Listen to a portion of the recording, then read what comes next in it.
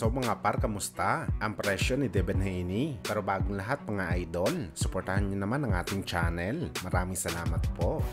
So sa naging panayam nga po ng Matchroom CEO na si Ed Hearn kay Chris Mannix, na-reveal nito mga idol na malabo na daw mangyari ang bakbakan ni Devin Haney sa IBF Super Lightweight Champion na si Liam Paro. Nabalak sana mga idol ni Hearn idaos ang laban sa lugar mismo ni Paro sa Australia. Ang dahilan daw mga idol bakit hindi matutuloy ang laban dahil nanghingi daw si Devin Haney kay Ed Hearn ng minimum na kita sa kanyang comeback fight sa halagang $4 million na minimum. At para kay Eddie Boy mga idol, hindi niya daw ito kayang ibigay kay Devin Haney. Gayon pa man nagaling ito sa upset kay Ryan Garcia. Although nakuha naman daw nito mga idol ang kanyang one loss sa kanyang kartada, pero hindi pa rin daw mabubura mga idol ang nangyari sa laban nito kay Bagito. Kaya advice mga idol ni Eddie Boy kay Boy Ilong, tanggapin na daw nito ang in-offer sa kanya na $1 million para sa kanyang comeback fight. Kahit hindi man si Liam Paro ang kanyang kalaban. Well, meron talaga punto si Ed Hearn mga idol sa kanyang mga sinabi kay Devin Haney. Kailangan talaga magpababa ng presyo si Devin Haney sa kanyang kinikita sa laban.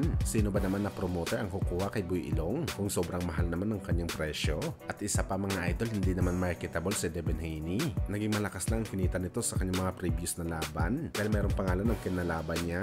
Mahirap naman talaga mga idol tanggapin ang ganitong bagay para kay Devin Haney. Nagaling ito sa malaking presyo at bumalik ito sa pagiging average na kita lamang. Hindi naman mga idol kagaya si Devin Haney kay Manny Pacquiao na kahit natalo ng ilang beses ang Pinoy sa kanyang mga laban, hindi bumababa ang kanyang market value at minimum na kinikita pa rin ni Pacman $10 million.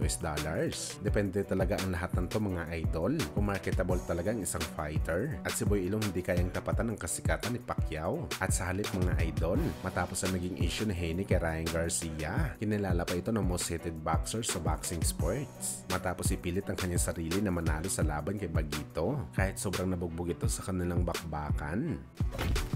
Sa kabilang banda naman mga idol, maraming nagtatanong ng mga Pinoy boxing fans kung ano na daw mangyayari sa angas ng Pinas General Casimero sakaling matapos na ang laban nito kay Saul Sanchez. Sa pagkakaalam kasi natin mga idol, ito na daw ang huling laban ni Casimero sa fight contract nito sa Japanese promoter na si Masayuki Ito ng Treasure Boxing Promotion. 3-fight deal lang naman daw kasi ang kanyang pinirmahan na kontrata sa TBP. Marami ang nagsasabi mga idol na bibitawan na daw ni Masayuki Ito si Casimero, pero may nagsasabi naman na kukunin pa rin daw si Cuadro Alas. Pero hindi na siya prepare ng multiple year contract sa TBP. Well, ang lahat ng to mga idol nakadepende na lang talaga sa magiging kalalabasan ng laban ni Casimero kay Saul Sanchez. At syempre ang galawan na ipapakita nito sa bakbakan. Dito nakabase mga idol kung karapat dapat ba si Casimero na manatili sa Treasure Boxing Promotion o tuluyan na ito sipain ng kanyang Japanese promoter.